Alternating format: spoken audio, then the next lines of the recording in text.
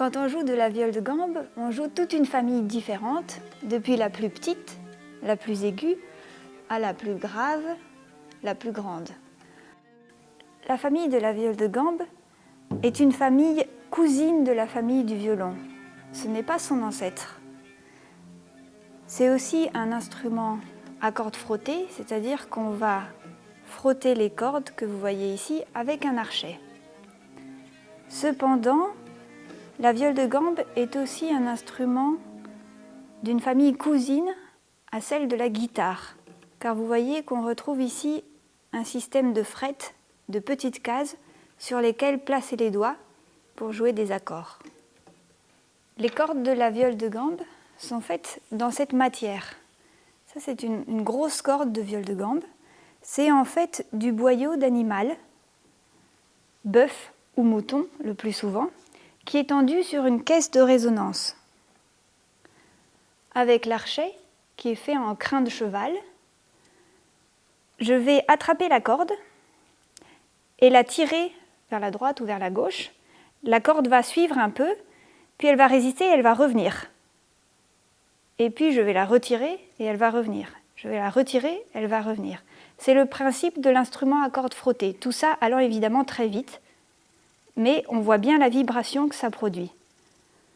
Donc là, on n'entend rien, parce que je ne suis pas moi-même une caisse de résonance.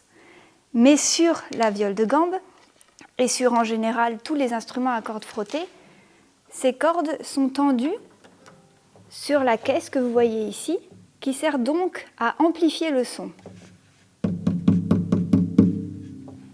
Ce qui fait que si je fais vibrer une corde sur la viole de gambe, on va entendre cette vibration de manière très sensible.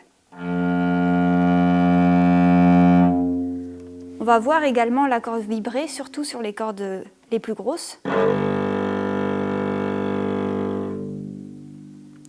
Voilà donc à propos de la manière de faire sonner l'instrument. Ensuite, l'archet que vous voyez a vraiment une forme d'arc, qui est donc le mot originaire pour l'archet, qui est donc le mot d'origine de l'archet. Et cet arc est plus ou moins tendu grâce à cette partie ici qu'on appelle la hausse. Je peux donc enlever la hausse, et vous voyez bien les crins de cheval. Et puis, quand je remets la hausse, cette petite partie en bois, alors je tends les crins, et plus je les tends, plus mon archet a une forme d'arc. La viole de gambe est accordée en quarte et en tierce, la tierce se trouvant au milieu, ici. Donc si je pars de la note la plus grave, La, Ré, Sol, Do, Mi, on a donc eu la tierce ici, La et Ré. Sur un dessus de viole, c'est la même chose, mais une octave au-dessus et sans la septième corde, donc Ré, Sol, Do, Mi, La et Ré.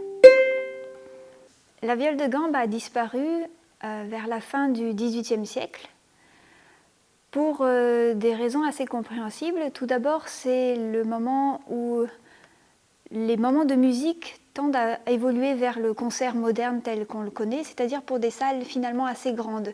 Et la viole de gambe n'est pas un instrument forcément très sonore, donc on avait envie d'instruments qui remplissaient plus l'espace, tels que le violoncelle. Ensuite, en tout cas en France, il ne faut pas oublier aussi que la viole de gambe était également un symbole de l'aristocratie, de la noblesse, et qu'à cette époque-là, à la fin du XVIIIe siècle, on avait plutôt tendance à oublier la noblesse et l'aristocratie, donc à aussi oublier leurs attributs. Donc voilà, la viole de gambe a, je pense, été abandonnée pour ces deux raisons principales.